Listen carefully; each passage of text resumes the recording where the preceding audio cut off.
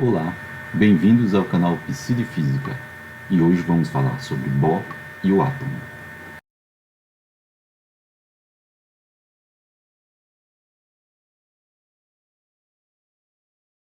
A ideia de átomos remonta desde antigos filósofos gregos, há cerca de 2 séculos e meio atrás, mais ou menos. Os átomos, eles seriam então a componente fundamental da matéria. Inclusive o vocábulo átomo significa indivisível em grego antigo.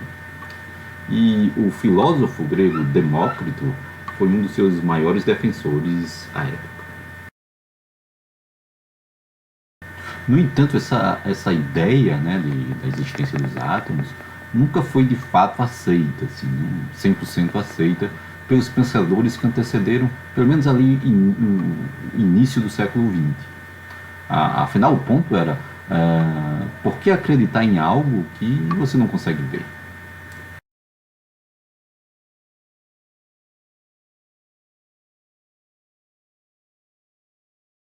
Por exemplo, a ideia acerca da existência dos átomos, até ali meados do século XIX, era controversa. Tinha alguns cientistas que acreditavam em sua existência e outros não. Um exemplo famoso dessa época e que chegou a questionar a existência dos átomos foi o filósofo Ernest Mach, a quem julgava o átomo como um conceito já ultrapassado.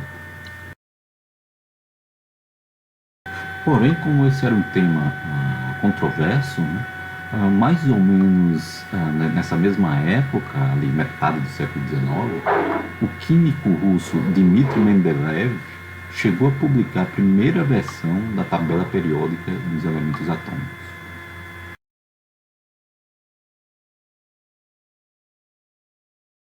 Mas a questão permanecia. Seria tudo isso baseado numa hipótese falsa? O que era o átomo exatamente? Alguém já tinha visto algum? Né? Será que a ciência se impregnara de uma ideia abstrata e sem sentido? Bem, mas mais ali para o final do século XIX, uma parte ou boa parte dos cientistas já considerava o átomo como uma entidade essencial para a matéria. Isso se deu devido a alguns avanços de técnicas experimentais. Por exemplo, em 1896, o casal Pierre e Marie Curie descobrem a radioatividade. A história do casal Curie, inclusive, e especialmente da Marie Curie, é tão importante para a história da ciência que merece um vídeo exclusivo que farei depois. Mas existe um filme aí nos streamers da vida que é bem interessante sobre a vida da Marie Curie, né, que vale a pena assistir. Mas voltando agora à história do átomo, né, a ideia do átomo, um ano depois da descoberta da radioatividade pelo casal Curie, em 1897 exatamente, o físico britânico J. J. Thomson descobriu o elétron. Essas novas descobertas sugeriram que o átomo seria formado por outras partes ou outros elementos. Em suma, o átomo seria divisível e poderia ter uma estrutura interna, contrariando o significado original do vocábulo átomo, né, que comentamos antes, que seriam partículas assim, divisíveis. Né? Pelo menos na concepção antiga dos gregos, ali por volta de 300 anos antes de Cristo. Então Thomson descobriu que o elétron tinha uma carga elétrica, no caso negativa, né, pela convenção, e acreditava que o átomo tinha uma estrutura interna, onde esses elétrons faziam parte dessa estrutura. Sendo assim, o átomo não seria mais indivisível, como acreditavam os gregos antigos, mas poderia ser composto por partículas. Né? Essas sim poderiam ser as fundamentais. Então, Thomson sugeriu um modelo teórico onde o átomo teria uma forma esférica de carga elétrica positiva junto com uma quantidade suficiente de elétrons que, com suas cargas negativas, deixavam os átomos eletricamente neutros, que era, em geral, o que era observado. E esse modelo, o modelo de Thomson, para a estrutura atômica, ficou conhecido como o modelo de pudim de passas. Pois era como se a parte positiva do átomo, né, fosse similar à massa do pudim, coberto pelos elétrons que fariam o papel das passas, né, nessa analogia do J.J. Thomson. Porém, esse modelo não teve uma vida muito longa, pois ele falhava em explicar fenômenos relacionados a magnetismo de metais, entre outras coisas. Então, Ernest Mach continuava a insistir no ponto de qual seria a base de toda essa teoria atômica, quando até então ninguém jamais vira um átomo. Nós já falamos sobre Max Planck e a radiação do corpo negro aqui nesse canal, e você pode dar uma olhada no card que vai aparecer aqui em cima. De fato, uma das motivações iniciais que levou Planck a estudar a radiação do corpo negro, ali no final do século XIX, foi a ideia de refutar a existência de átomos. Porém, no final, né, o próprio Planck viria a se tornar um atomista convicto. É agora que entra na história o dinamarquês Niels Bohr. Em 1911, Bohr defendeu sua tese de doutorado na Universidade de Copenhague, na Dinamarca. O título dela, a tradução, né, para o português do título da tese seria algo do tipo um estudo da teoria dos elétrons dos metais, onde ele sustentava que os elétrons dos metais, né, davam conta de quase todas as qualidades mensuráveis desses materiais. Porém, sua teoria falhava quando as leis, que conhecemos hoje como leis clássicas, né, eram aplicadas no caso de metais submetidos, por exemplo, a um campo elétrico. O que tínhamos então é que basicamente os resultados experimentais estavam em desacordo com o que era esperado pela teoria clássica vigente, que no caso era o eletromagnetismo de Maxwell. O que significava isso então, né? essa falha da física clássica? Após a defesa da sua tese, Bohr parte para a Inglaterra para fazer um pós-doutorado na Universidade de Cambridge, supervisionado pelo grande J.J. Thomson, né? Que nesse momento, né, logo em 1911, ele já era prêmio Nobel de Física, ele tinha sido agraciado em 1906 pelos seus experimentos de raios catódicos e a descoberta do elétron lá em 1897, como a gente já comentou.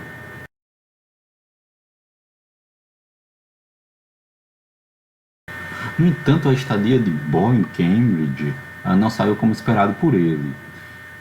Thomson e seus colaboradores não demonstravam muito interesse por suas ideias novas, né? E assim Bohr se sentia, digamos assim, intelectualmente isolado.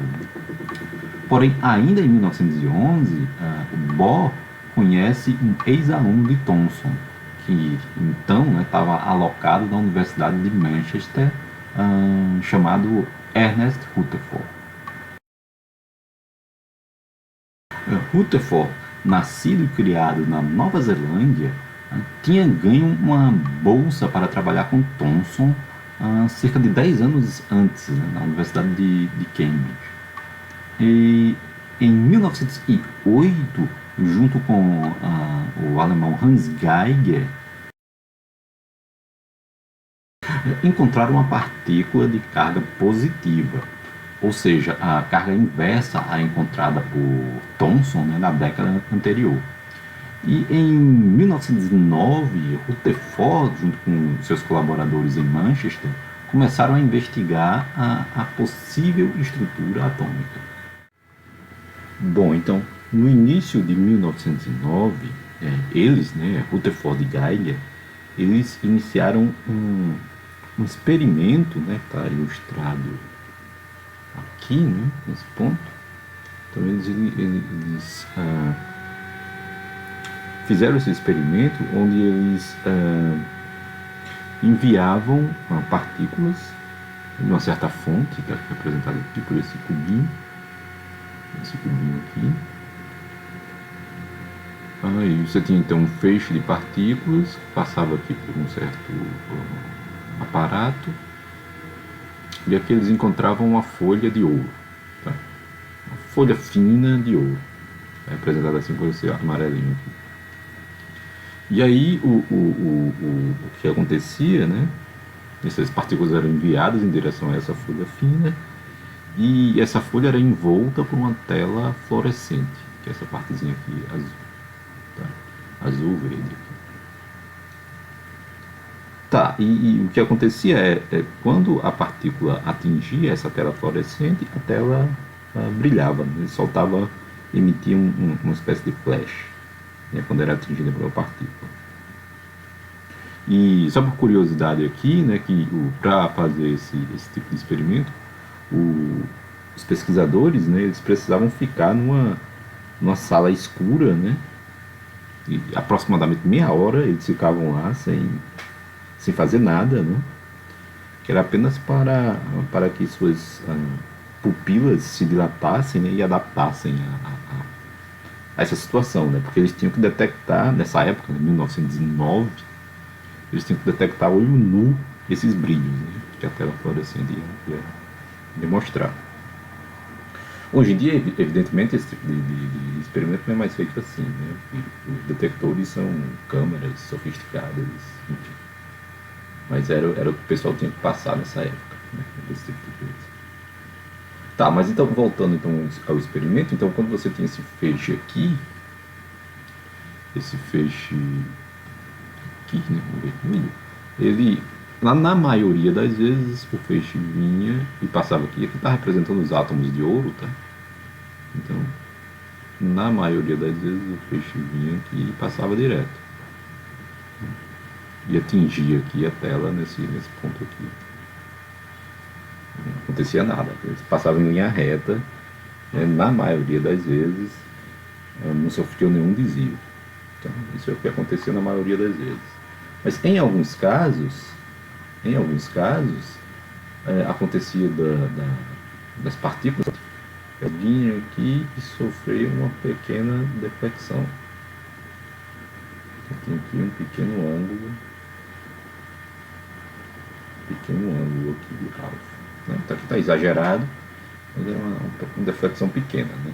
Então, em algumas poucas vezes acontecia essa pequena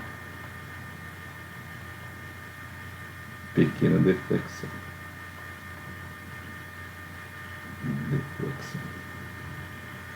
E mais raro ainda, na verdade, o pessoal via que era uma parte em cada 100 mil partículas que vinham aqui, no terceiro caso, e sofriam uma deflexão grande. Eles atingiam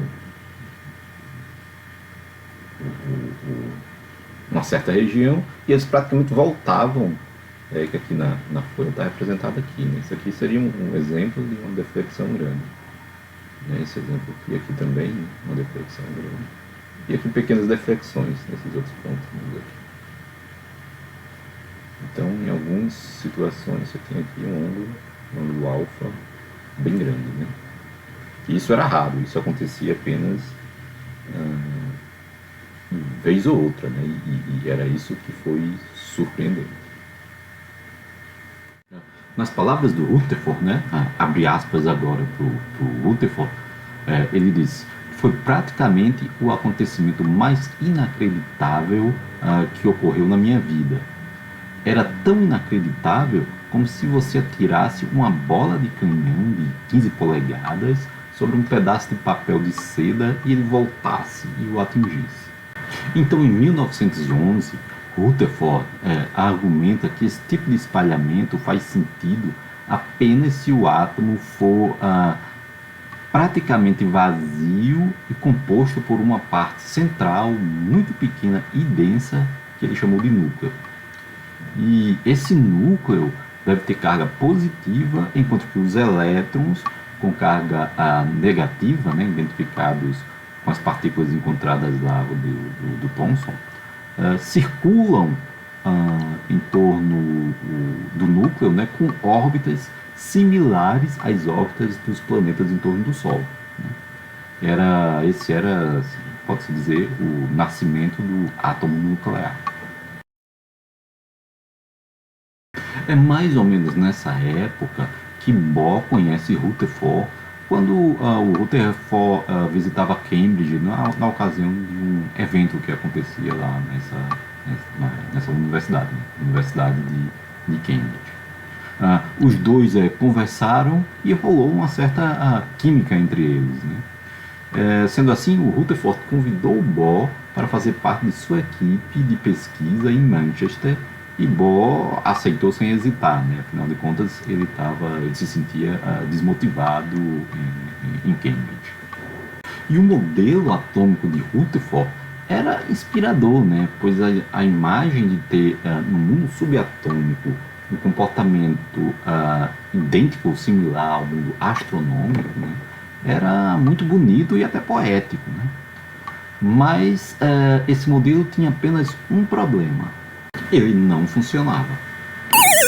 Não funcionava, pois segundo as leis da física clássica, né, entenda-se aqui a eletrodinâmica de Maxwell e a mecânica newtoniana, os elétrons em órbita em volta do núcleo, né, do núcleo atômico, irradiariam toda a sua energia muito rápido e colapsaria no interior do núcleo, né? Ou seja, o átomo de Rutherford era instável. Mas sob orientação de Rutherford e já em Manchester, né, Bohr resolveu considerar o átomo mais simples, que no caso é o átomo de hidrogênio, né, que é formado por um elétron e um núcleo positivo, né, que hoje nós damos o nome desse núcleo de próton. Ele, por simplicidade, admitiu uma órbita circular, que nem essa aqui do lado. Balanceando as forças de origem clássica, como as forças centrífuga e magnética, né, que atuam no elétron, né, ele pôde encontrar a velocidade v do mesmo, né, como está aqui do lado. Nessas expressões aqui do lado, né, v e r eram variáveis contínuas. Então, nesse caso, né, v é a velocidade, né, do elétron e r é a posição, basicamente o raio da órbita, né? Mas agora é que vem a novidade, né? Bohr, né, impõe uma condição nova, que hoje chamamos de uma condição quântica, né? É o nome que a gente dá hoje, né? Basicamente, ele dizia que o momento angular orbital do elétron, né, que está aqui do lado, poderia apenas possuir valores específicos, ou seja, discretos, proporcionais a uma constante H, que é conhecida, e já era conhecida na época, né, como a constante de Planck, que tinha sido encontrada ou descoberta, né, pelo Planck, e lá nos trabalhos dele sobre a radiação do corpo negro, 13 anos antes. Então Bohr se inspirara nas ideias originais de Planck, que em 1900 quando estudava, né, a radiação de corpo negro, ele considerou que a radiação era quantizada, né, a fim de explicar esses fenômenos lá do corpo negro. E também das ideias de Einstein, que em 1905, né, usa essa ideia para explicar, dentre outras coisas, né, o efeito fotoelétrico, com a quantização da luz, né? E você pode conferir isso no card que apareceu aqui em cima. Então, agora Bohr tinha duas expressões para a velocidade, né? E que eram essas aqui, né? Era V quadrado igual Q quadrado MR, e a outra era essa aqui, MVR igual a NH cortado, onde isso aqui é da quantização do momento angular. Então ele tem essas duas equações. Dessa aqui da quantização do momento angular, né, ele encontraria que V era igual a NH cortado sobre MR, e nisso aqui ele pode substituir nessa equação aqui em cima. Quando você faz isso, então você vai encontrar que N quadrado H cortado quadrado M quadrado R quadrado é igual a Q quadrado MR. E ele foi fazendo isso, né, foi capaz de encontrar um raio R, o valor para R nessa expressão aqui. Bem simples. M quadrado, H cortado. Passa um M para esse lado aqui multiplicando. Então isso divide por M. Esse Q vem dividindo para o outro lado. Q quadrado. Isso aqui é o R, né? Quando você multiplicar por R quadrado dos dois lados, esse R quadrado vai embora, sobra só um R. Pronto, então esse R que ele encontra, ele pode escrever como sendo N quadrado, H cortado, que é constante, M a massa do elétron, Q quadrado a carga do elétron quadrado. Então isso aqui vai ser N quadrado. Isso aqui tem dimensão de comprimento, então é uma espécie de raio, chama de A0. Hoje a gente chama esse A0 aqui de raio de Bohr. Raio de Bohr. Tá? Ele tem até um valor, como isso aqui são constantes, então A0 hoje é medido nessas constantes, isso é mais ou menos isso aqui, 5 vezes 10 a menos 5,3 vezes 10 a menos 11 do metro. Tá? Então, mas aí a consequência disso é que os elétrons eles passam a ter um raio que é um raio discreto. Porque ao discretizar lá o momento angular, ele pegou as ideias de Planck, né? O Bohr pegou as ideias de Planck de 1900, e esse N aqui, ele tem valores discretos. Então, esse N aqui, o N, ele possui valores 1, 2, 3 e assim por diante. Então, é como se os elétrons, você tem então, no modelo de Bohr, você tem então aqui o átomo de hidrogênio, era composto por um núcleo positivo, e os elétrons estavam aqui na órbita, né? Então, para n igual a 1, você tinha uma certa distância, que é só substituir aqui, então o raio era 1 ao quadrado, né? N é 1, então 1 quadrado é igual a 0. O raio é igual a 0. Para n igual a 2, então você teria que esse outro raio aqui, 2 ao quadrado, então é 4. 4 a 0. Né? E assim vai. Para n igual a 3, outro raio aqui, n igual a 3.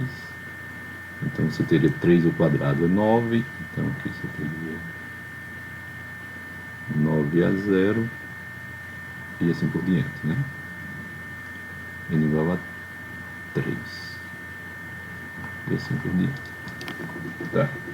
Então a consequência disso é que os elétrons eles só poderiam ocupar órbitas discretas. Então não existe, como N não pode ser meio, por exemplo, então não existiria uma órbita que ficaria entre A0 e o 4A0, entre o A0 e o 9A0. Além disso, Bohr foi capaz de calcular a energia para cada órbita através das fórmulas que ele tinha obtido, que estão aqui do lado. Então a diferença de energia entre as órbitas seria dada pela fórmula que está aqui do lado. No caso, essa expressão aqui do lado, né, representa a diferença entre as duas primeiras órbitas, né, que está representada aí pela a letra N, né, e o subíndice 1 ou 2, que representa a primeira ou a segunda órbita. No caso, se você quisesse a diferença de energia entre a primeira e a terceira, ou a segunda e a terceira, você teria uma expressão similar, apenas trocando o N1 por N2 ou N3 e assim por diante. Mas, cara, as coisas agora começaram a ficar de fato interessantes para Bohr, pois com essa fórmula, ele pôde explicar um resultado experimental que tinha sido observado em 1885 pelo então professor de uma escola secundária na Suíça chamado Johann Balmer. Ao ser aquecido, qualquer elemento em estado gasoso brilha, e quando a luz desse elemento é emitida e examinada cuidadosamente por um espectroscópio, é observado um certo espectro de emissão. Para o caso do hidrogênio, né, na faixa do visível, é mais ou menos assim.